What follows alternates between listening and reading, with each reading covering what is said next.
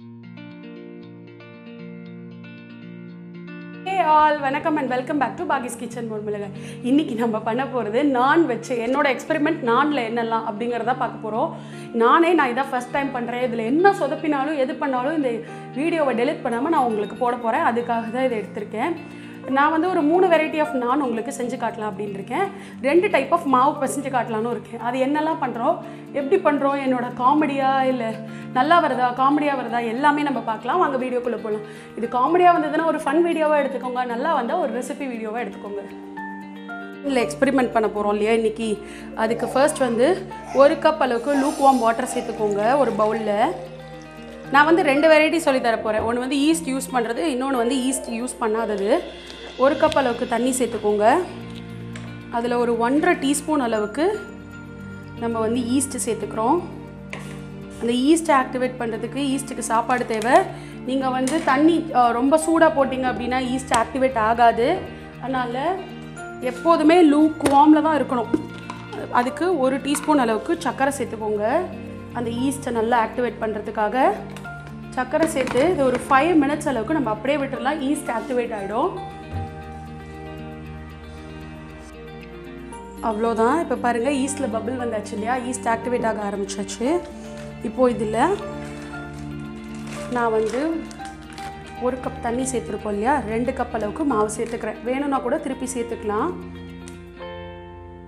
2 cup அளவுக்கு மைதா சேர்த்துக்கோங்க. S, 2 cup மைதா. அப்புறமா இதுக்கு தேவையான அளவு உப்பு சேர்த்துக்க போகிறோம். அவ்வளோதான். இதை சேர்த்து நல்லா பிசைஞ்சு நம்ம சப்பாத்தி மாவு பிசைகிற மாதிரி அந்த அளவுக்கு கெட்டியாக பிசைஞ்சுக்கணும் நம்ம இதை. இப்போ பார்த்தீங்க அப்படின்னா எனக்கு வந்து 1 கப்பு தண்ணிக்கு வந்து கிட்டத்தட்ட 3.5 கப் அளவுக்கு மாவு தேவைப்பட்டது இந்த கன்சிஸ்டன்சி கொண்டு வரதுக்கு. அப்புறம் 1 டேபிள் ஸ்பூன் அளவுக்கு நான் எண்ணெய் சேர்த்துருக்கேன். நீங்கள் எந்த ஆயில் வேணாலும் சேர்த்துக்கலாம். இதை நல்ல ஒரு 15 நிமிஷத்துக்கு நல்லா அடிச்சு பிசைய போகிறோம். இதையே வச்சு நீங்கள் ப்ரெட்டும் பண்ணலாம் இதே ப்ரொசீஜரில். இப்போ நம்ம நல்லா இதை பிசைஞ்சிக்கலாம். அப்படின்னா கிட்டத்தட்ட ஒரு 10 நிமிஷம் அளவுக்கு நான் இதை பிசைஞ்சிருக்கேன். இப்போது ஒரு டேபிள் ஸ்பூன் அளவுக்கு எண்ணெயை சேர்த்து அந்த பாத்திரம் ஃபுல்லாக எண்ணெய் வர அளவுக்கு நல்லா தடவி மூடிக்கலாம். நீங்கள் நெய் வேணாலும் சேர்த்துக்கலாம், இல்லை வெண்ணெய் வேணாலும் சேர்த்துக்கலாம். அது உங்களோட பர்சனல் ப்ரிஃபரன்ஸ். ஒட்டாமல் வர அளவுக்கு மாவு வந்துடணும். அதை நல்ல ஒரு பாலாக திரட்டிக்கணும். திரட்டிட்டு அதை ஒரு மூடி போட்டு ஒரு வார்மான பிளேஸில் ஒரு 1 hour விட போகிறோம். இதே ப்ரொசீஜர் தான் நம்ம ப்ரெட்டு பண்ணுறதுக்கு பன்னு பண்ணுறதுக்கும் யூஸ் பண்ணுவோம். இது ப்ரெட்டும் பண்ணலாம் இதே மாவில். நம்ம அப்படியே இது இப்போ எக்ஸ்ட்ரா ஆயிடுச்சு அப்படின்னா நான் வந்து இதை மோல்டில் மாற்றி ப்ரெட்டாக பன்னாக கன்வெர்ட் பண்ணிக்கலாம். இப்போது அப்படியே நல்ல ஒரு 1 hourக்கு விட்டுற போகிறோம். இப்போ அதுக்குள்ளே நம்ம செகண்ட் மெத்தட் நம்ம பண்ணிக்கலாம். ஈஸ்ட் மெத்தட்லேயே நிறையா மாவு கிடச்சதுனால நான் இதில் கம்மியாக தான் சேர்க்க போகிறேன். ஒரு 1 கப் அளவுக்கு மாவுக்கு மட்டும் நான் உங்களுக்கு மெஷர்மெண்ட் சொல்லிடுறேன். ஏன்னா எனக்கு ஈஸ்ட் கப்பில் வந்து கிட்டத்தட்ட ஒரு 3.5 கப் அளவுக்கு மாவு வந்துச்சு அதுக்கு. அதனால் இதில் 1 கப் அளவு மெஷர்மெண்ட்டுக்கு மட்டும் சொல்கிறேன்.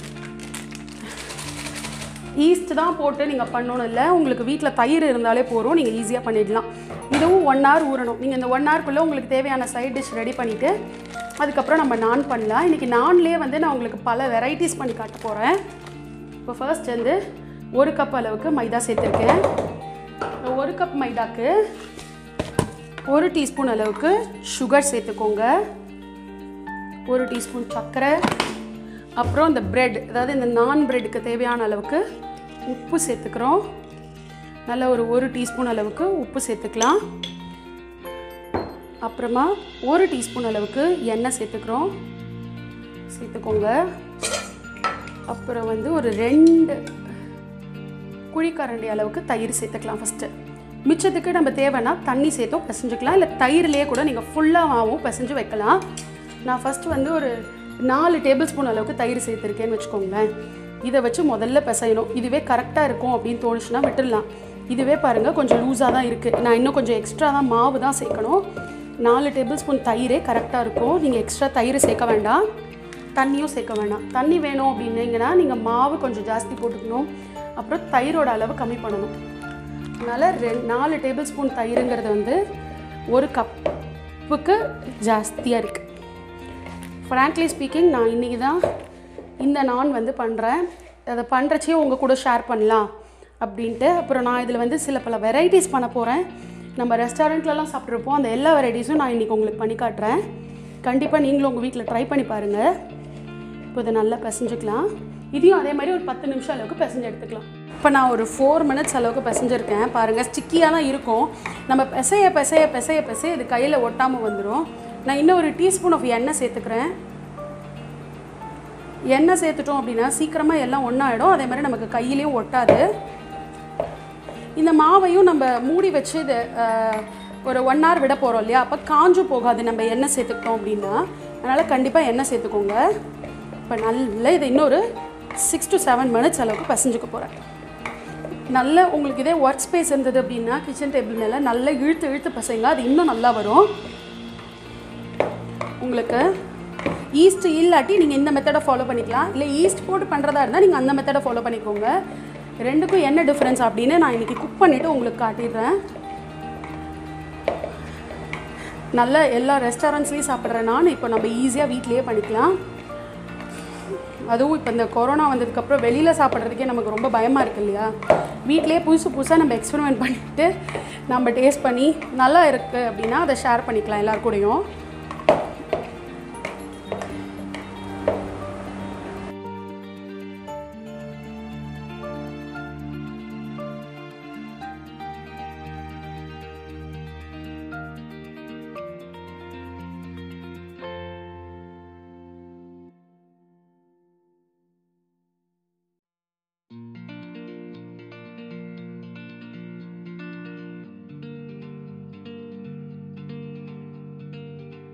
எனக்கு வந்து இந்த தவாவில் ஏன்னு தெரில, ஒட்டவே இல்லை. So I am not going to try த கவுத்து ஃபைங், அதை ட்ரை பண்ண போகிறதில்ல. இப்போ இது மேலேயே நான் கொஞ்சமாக பட்டர் தடவிக்கிறேன்.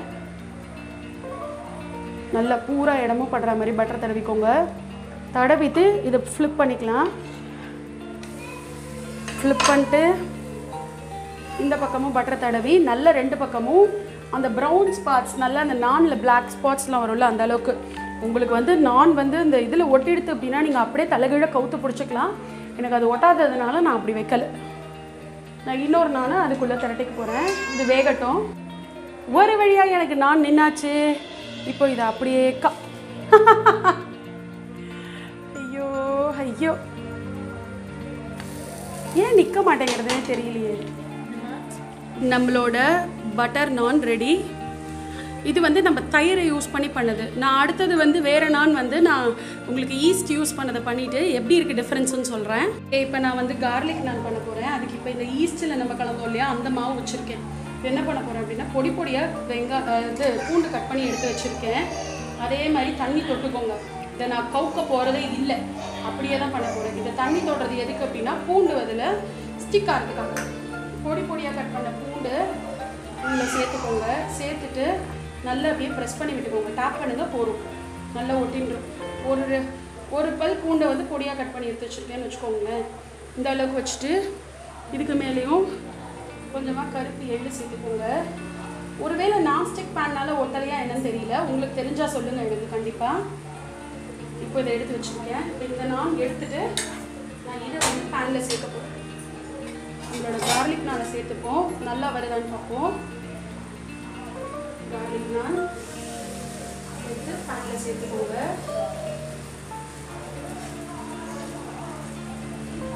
நல்லா குக் ஆகட்டும் அடிப்பக்கம். இப்போது நான் அந்த கார்லிக் நானே குக் பண்ணிட்டேன். குக் பண்ணி எடுத்து பட்டர் சேர்த்துருக்கேன்.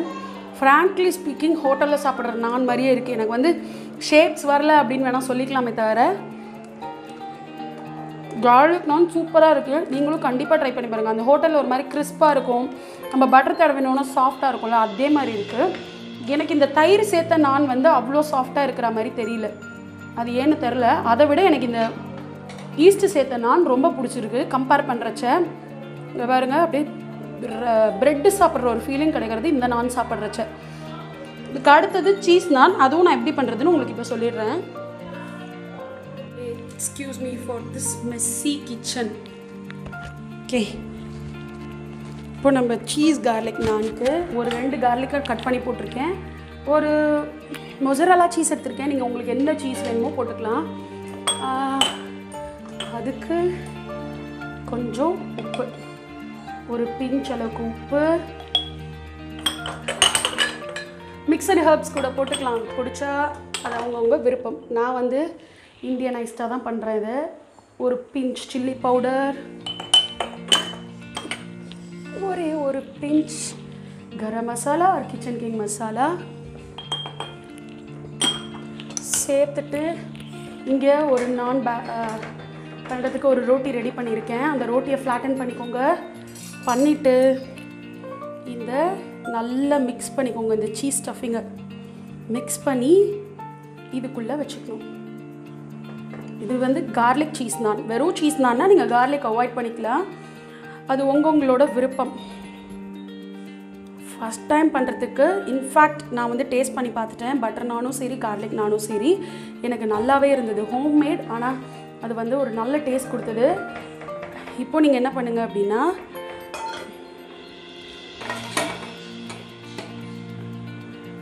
மாவு தோச்சு இதை ஃப்ளாட்டன் பண்ணிக்கலாம். ரொம்ப தடியாக பண்ணிடாதீங்க, அப்புறம் குல்ச்சா மாதிரி ஆகிடும். நல்லா ஃப்ளாட்டன் பண்ணிக்கோங்க.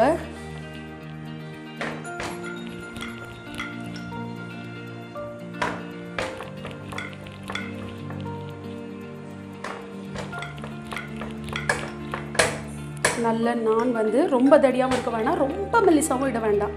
என்னோடய கார்லிக் நான் பார்த்தீங்க அப்படின்னா மெல்லிசாக வந்தது இல்லையா, அந்தளவுக்கு வேண்டாம். உங்கள்கிட்ட கொத்தமல்லி இருந்தால் நீங்கள் அந்த மேலே பட்டர் சேர்க்கறச்சா சேர்த்துக்கோங்க, ரொம்ப நல்லாயிருக்கும். இப்போ என்னோடய பேன் ஆனில் தான் இருக்குது.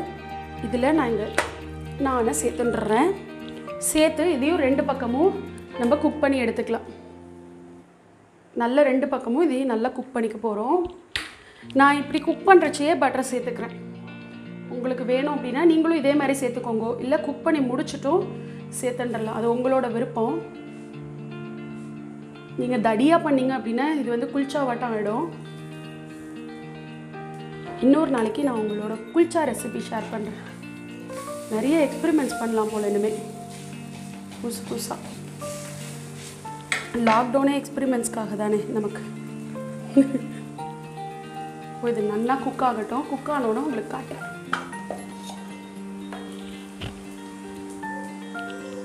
ஓகே, இப்போ கொதிக்க இந்த சீஸ் நான் எடுத்து வச்சுருக்கேன். இதையும் கட் பண்ணி காமிச்சுடுறேன்.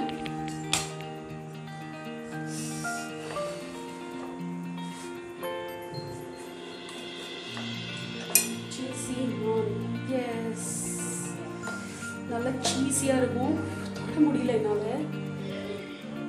சீஸ் கார்லிக்னால நல்ல, இங்கே பாருங்கள், சீஸ் நல்லா இது வந்து நம்ம மொசரல்லா வச்சுருக்கிறதுனால இந்த மாதிரி நல்ல பீட்சா சாப்பிட்ற ஒரு ஃபீலிங்கும் நமக்கு கிடைக்கும்.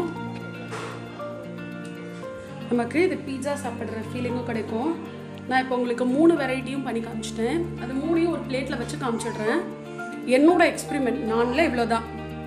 இங்கே 3 நானும் வச்சுருக்கேன். இங்கே பார்த்தீங்கன்னா தெரியும், சீஸ் நான் பாருங்கள், நல்ல சீஸ் ஊசாட் ஆகி. இது வந்து கார்லிக் நான், இது வந்து நார்மல் நம்மளோட பட்டர் நான். இதில் இது வந்து தயிர் சேர்த்த மாவு, இது 2ம் ஈஸ்ட் சேர்த்தது. என்னோட பர்சனல் ப்ரிஃபரன்ஸ் இந்த ஈஸ்ட் சேர்த்தது தான். எல்லாரும் என்னோட ஃபன்னி நான் எக்ஸ்பீரியன்ஸ்லாம் பார்த்துருப்பீங்க. உங்களுக்கெல்லாம் நான் பண்ணுறச்சா எப்படி வந்தது, ட்ரை பண்ணியிருக்கீங்களா, என்ன மாதிரி ரெசிபீஸ் பண்ணி அதை நீங்கள் இந்த மாதிரி ஃபன்னியாக ஆக்கியிருக்கீங்க, அதெல்லாம் என் கூட ஷேர் பண்ணுங்கள். எனக்கு ஆனால் பர்சனலாக சொல்லணும் அப்படின்னா டேஸ்ட்லாம் நல்லா வந்துச்சு. நமக்கு அது வந்து அங்கே தவாவில் ஒட்டலை, அது வந்து மேபி நான்ஸ்டிக்னால ஒட்டலையோன்னு ஒரு சந்தேகம் இருக்குது. அதாவது பட்டர் நானும் சரி, கார்லிக் நானும் சரி, சீஸ் நானும் சரி நல்லா வந்திருக்கு. பட்டர் நான் வந்து நான் வந்து உங்களுக்கு இதில் பண்ணி காமிச்சேன், ஐ மீன் தயிர் சேர்த்த மாவில். அதை விட ஈஸ்ட்டு சேர்த்த மாவு கொஞ்சம் சாஃப்டாகவே இருக்குது இன்னும் கூட அப்படின்னு சொல்லலாம். ஸோ நீங்கள் வந்து எதில் சேர்த்தாலும் ஓகே, ஆனால் டேஸ்ட் வந்து எல்லாமே பிரமாதம். அதுவும் சீஸ் நான் இருக்கே, யாருக்கு தான் சீஸ் பிடிக்காது இல்லையா. இதே மாதிரி இன்னொரு ஃபன்னியான இல்லை ஒரு நல்ல வீடியோவோட, ஒரு ரெசிபி வீடியோட அடுத்தது பார்க்கலாம். அது வரைக்கும் டாடா பை பை. இது பாகிஸ் கிச்சன் மோர்மிளகாய், ஸ்ட்ரிக்ட்லி வெஜிடேரியன்.